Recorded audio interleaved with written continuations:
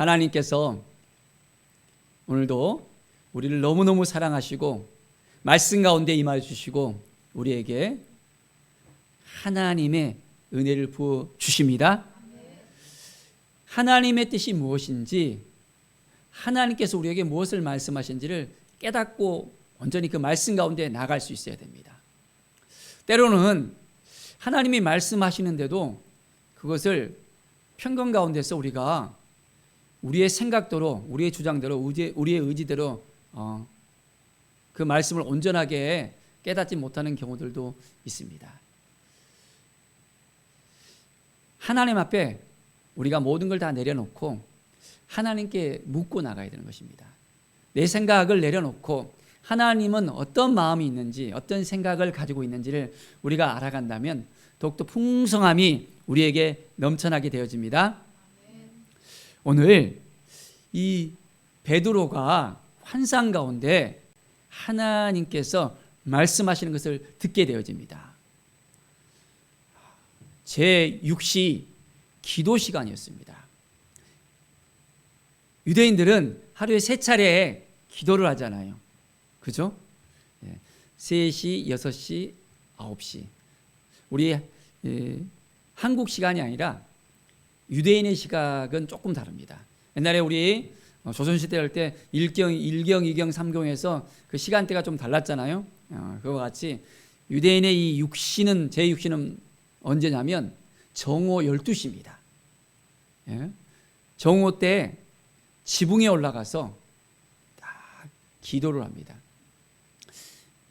바리새인의 그 기도를 보더라도 딱 이렇게 지붕에 올라가서 딱 손을 딱 높이 들고 이렇게 기도하는 그런 성경 구절이 있었잖아요. 오늘 그와 같이 이들은 딱 지붕에 올라가서 하나님을 향해서 딱 기도하는 그런 모습을 보이고 있습니다. 그런데 기도하다가 점심때가 됐잖아요. 그날따라 배가 더 고팠는가 봐요.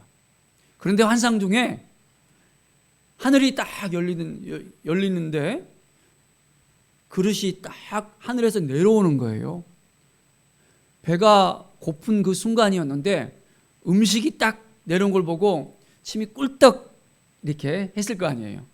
그런데 그 먹을 수 있는 것이 아닌 거예요. 유대인들은 정한 것, 부정한 것, 깨끗해서 하나님께서 허락하신 것이 있고, 성경에 보면 구약에 먹지 않아야 될 부정한 것들이 있었거든요. 그런데 그 그릇이 딱 내려오는데 다 부정한 것이에요. 그러면 먹어야 되나요? 말아야 되나요? 먹으면 안 되겠죠. 그런데 자, 소리가 딱 들리는데 베드로야 하면서 일어나 잡아 먹으라 하는 거예요. 아니 부정한 것을 갖다가 어떻게 먹어요 하면서 이 베드로는 깜짝 놀랍니다. 먹으면 안 되죠. 이걸 갖다가 왜 부정한 것을 먹게 해요? 안 됩니다. 못 먹겠어요 하는 거예요. 자, 또 주님께서 다시 말씀하십니다. 자, 베드로야 일어나 먹어라 하는 거예요. 하나님께서 깨끗하게 하신 것을 내가 속되다고 하지 말라라고 하면서 먹으라고 합니다. 뭐라고요? 부정한 음식인데 하나님께서 깨끗하다고 말씀하시는 거예요. 베드로는 이해가 안 됐어요. 이건 분명하게 먹지 말라고 하신 건데 왜 깨끗하다고 말씀하시지? 그래서 안 먹는 거예요. 3번째 다시 이것을 먹으라고 소리를 합니다. 베드로는 아무리 생각해도 이해가 안 되는 거예요. 왜 이 속된 것, 부정한 것을 먹어야 될까? 자, 왜 먹어야 될까요? 이 부정한 음식을 보여준 그 의미가 뭐였을까요? 그것도 환상 가운데, 기도하는 가운데 하나님께서 보여주셨잖아요. 자, 바로 이 사건을 보면 우리가 하나님의 그 마음을 우리가 읽을 수 있습니다. 하나님께서 베드로에게 환상 가운데 보여주듯이 고넬료라고 하는 이방인 백부장이 있었어요. 이방인 이 고넬료에게도 동일하게 환상 가운데 이제 베드로를 찾아가라고, 베드로를 만나라고 이야기를 하신 거예요.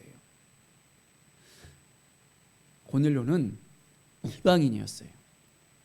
그리고 또한 그냥 이방인이 아니라 아주 경건한 사람이었습니다. 하나님을 찾는 사람이었고, 하나님을 의지하는 사람이었고, 또한 기도하는 사람이었어요. 또한 많은 사람들에게 이제 좋은 일을 많이 했어요. 어려운 사람들이 있으면 구제를 했습니다. 그 일들을 유대 사회에 다 알고 있을 정도로 이제 이 고넬료는 아주 기도와 또한 구제를 잘하는 사람이었거든요. 이것을 하나님이 보셨어요. 그래서 하나님께서 이 고넬료 가정을 구원시킬 그 계획을 세우셨습니다. 이방인에게는 구원이 없다는 것을 유대인들은 생각했습니다. 구원은 유대인에게 있다는 것. 다른 무슨 이방인들이 어떻게 구원을 받아라고 그들은 딱 단정짓고 있었고 편견 가운데 있었습니다. 선민의식을 가지면서 유대인만이 구원을 받을 수 있다. 자기들만이 하나님께 선택을 받았다는 것을 생각합니다. 그렇기 때문에 더 이상 다른 생각을 갖지 못했습니다. 그런데 오늘 이 베드로에게 환상 가운데 하나님께서 딱 보여주시면서 이제는 먹으라는 거예요. 그 의미를 딱 생각하고 있는데 고넬료가 그의 수하에 있는 두 사람을 딱 보냈습니다. 그러면서 그 사람이 이제 고넬료가 보냈다고 이야기하면서 하나님께서 이 주의 천사를 보내셔서 베드로를 자기들에게 데려오라고 이렇게 만날 수 있도록 허락해 달라고 또 이제 이야기했다는 것입니다. 가이사랴에서 또한 이곳으로 왔습니다. 이 욥바로까지 오는 그 거리가 한 50km 정도 된 거리예요. 50km. 50km는 어느 정도 됩니까? 순천에서 광양까지 한 3배 이상의 그런 거리거든요. 이게 50km 가려면 거의 9시간에서 12시간 정도 걸어야 되는 거리거든요. 긴 시간을 거쳐서 이렇게 걸어서 왔습니다. 옛날에는 교통이 편하지가 않았잖아요. 그죠? 지금은 자가용 타고 비행기 타고 하면 순천에서 광주에 가지도 1시간이면 충분히 빨리 갈 수 있는데 그렇지 못한 것이 그때의 시절이었거든요. 그렇지만은 하나님께서 말씀하셔서 이제 고넬료가 베드로를 불렀습니다. 하나님께서 불렀을 때 이 베드로는 그 편견을 깨야 했습니다. 왜 그렇습니까? 하나님이 말씀하셨잖아요. 하나님이 알려주셨잖아요. 환상 가운데 그런 일이 없었다면, 말씀하지 않았다면 무슨 말이요? 내가 왜 당신한테 가야 됩니까? 그 먼 거리를 하면서 막 거부했을 것입니다.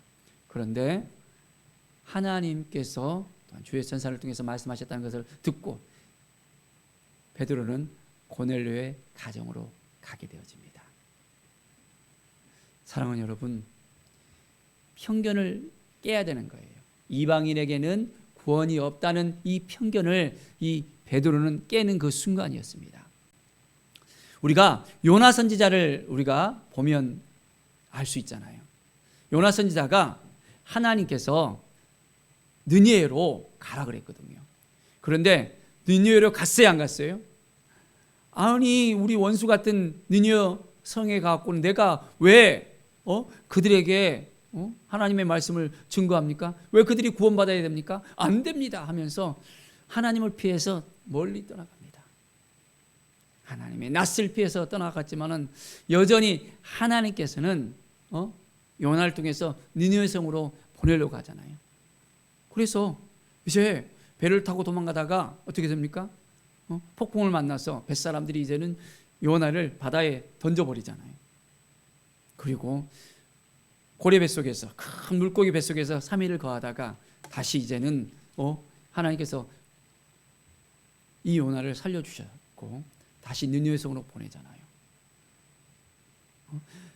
느니웨 성에 가도 더 이상 말하고 싶지 않았거든요. 그런데 어떻게 해요? 하나님께서 저 산 중턱에서 느니웨 성을 바라보면서 박농굴이 딱 위에 있어서 시원하게 했는데 어느 순간에 이전에 시원했던 그 박농굴이 다 사라져 버리는 거예요. 그러니까 떼약볕 속에서 견딜 수가 없는 거예요.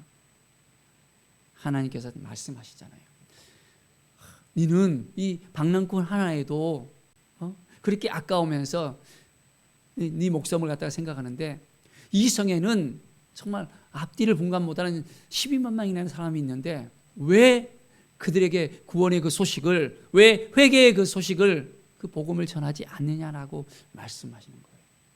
편견을 깨야 되는데 편견을 깨지 못하는 그 요나의 모습을 하나님께서는 분명하게 말씀하십니다. 오늘 베드로에게도 하나님께서는 말씀하십니다. 이방인에게 구원이 있다는 것을 말씀하십니다. 그래서 베드로는 고넬료의 가정에 가서 복음을 전합니다. 고넬료가 자기의 가족들을 다 불러 모읍니다. 친척을 불러 모읍니다. 친구들을 다 불러 모아요. 그리고 베드로는 복음을 전합니다. 예수 그리스도에 대해서, 하나님의 사랑에 대해서, 하나님께서 한 영혼들을 이제는 구원시키고자 하는 그 계획들에 대해서, 이제는 이방인까지도 하나님께서 구원의 그 바늘 가운데 쓰게 하셨다는 것을 하나님께서 이 베드로를 통해서 깨닫게 하시고 복음을 전하게 하시는 거예요. 자, 그러니까 어떤 일이 벌어졌습니까? 자, 성령께서 딱 내려오는 거예요. 성령께서 그곳에 참여한 사람들에게 임재하셔서 성령의 부어주심이, 역사하심이 일어나는 것이었습니다. 그들이 방언도 말하고 하나님을 높이 찬양하는 거예요. 아니, 이방인들이 어떻게 성령을 받지? 깜짝 놀라는 역사가 일어납니다. 베드로는 고넬료 가정에 가는 것을 갖다가 어떻게 보면 의심했었어요. 내가 꼭 그 가정에 갈 필요가 있을까? 왜 내가 가야 되지?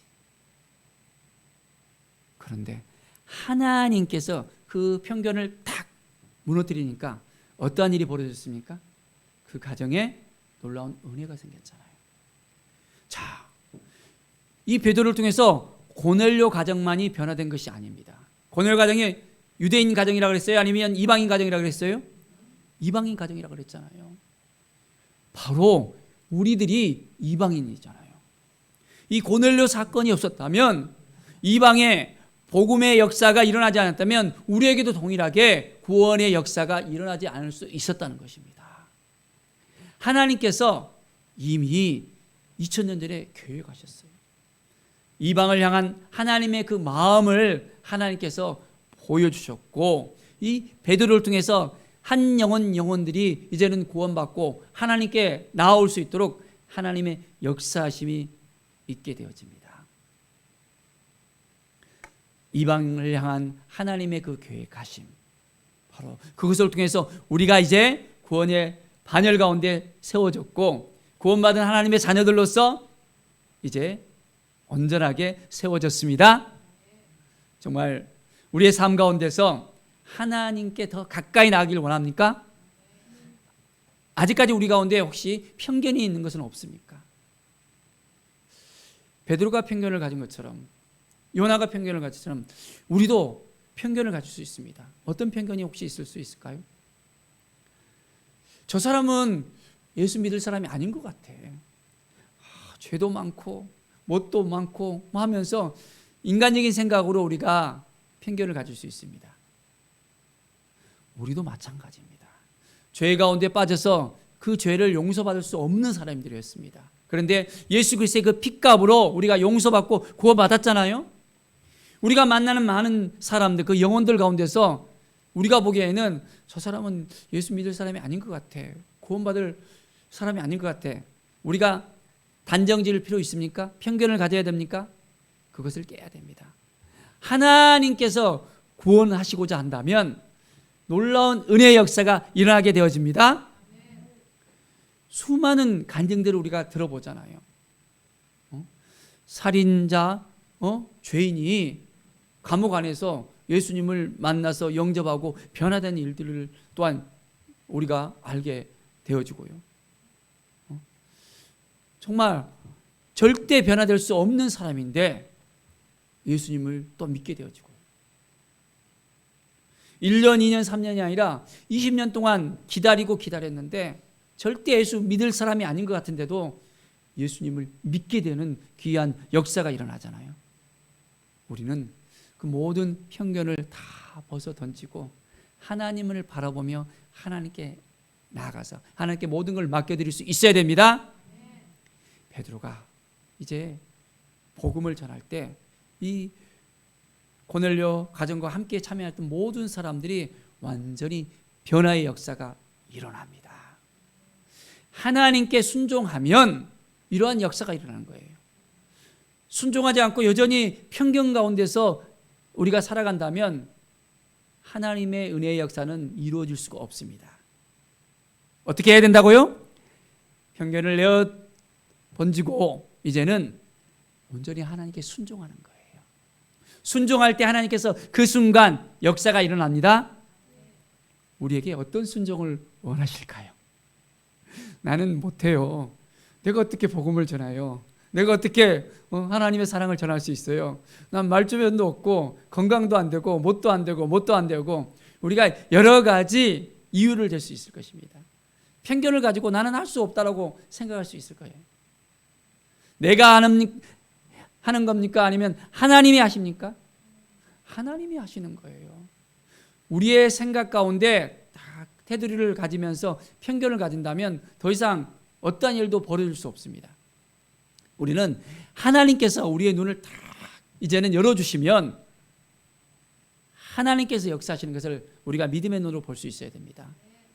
환상 가운데 베드로가 하늘문이 열리는 것을 보았잖아요.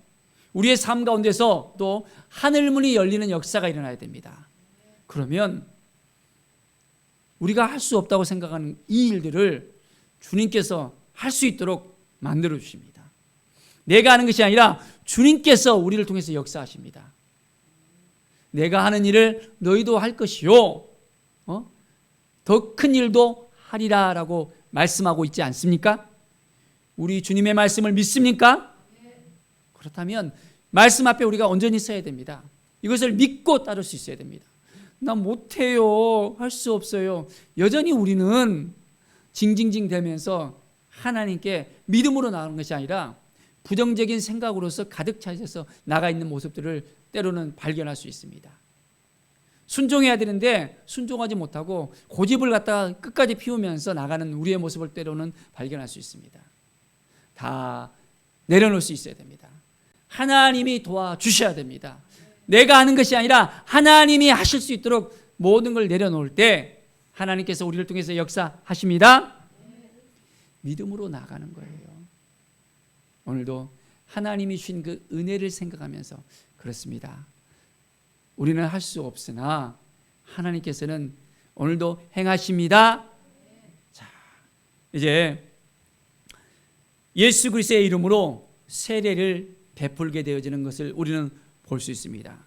이 사람들이 성령을 받았습니다 하면서 이제는 세례를 주면서 이들이 구원받은 하나님의 자녀라는 것을 이제는 확인시켜 주는 겁니다.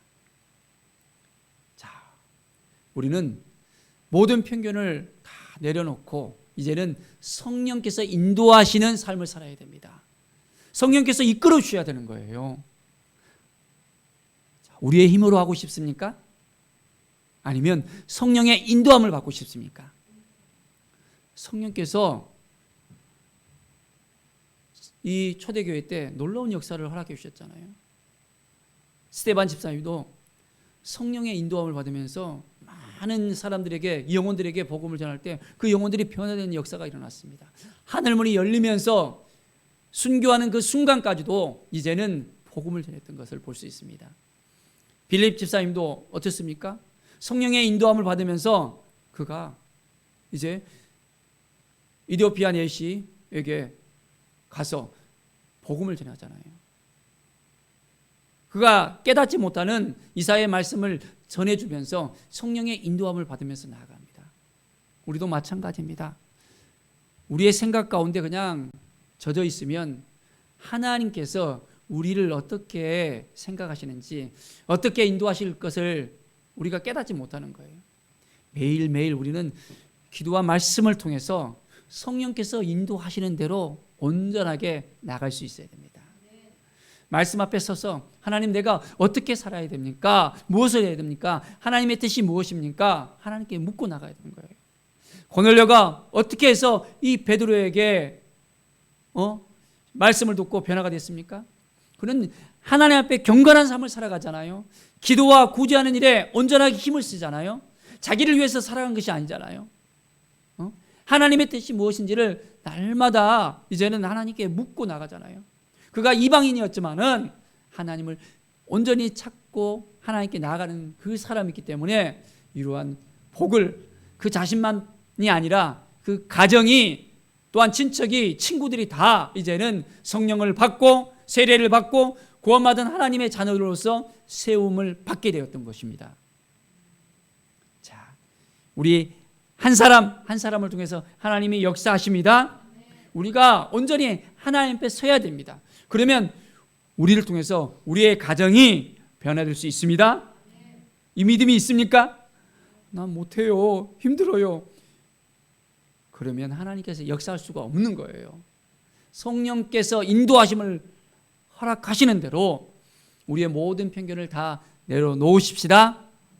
그래서 이제는 온전히 예수 그리스도의 이름의 능력으로 이 모든 걸 우리가 행할 수 있습니다. 주님께서 도와주셔요. 지금까지도 우리를 주님께서 인도해 주셨잖아요. 성령께서 인도해 주셨잖아요. 우리를 하나님의 성전으로 삼으시고 성령 하나님께서 우리와 함께 하시잖아요. 그렇다면 모든 걸 다 하나님 앞에 다 내려놓고 성령 하나님의 인도하심을 받을 수 있도록 우리가 깨어서 기도하면서 오늘도 주님께 나갈 수 있어야 됩니다. 그러면 하나님의 놀라운 은혜와 그 사랑이 우리 가운데 넘쳐나게 됩니다. 오늘도 정말 기대가 되어지십니까? 하나님께서 우리를 어떻게 인도하실지,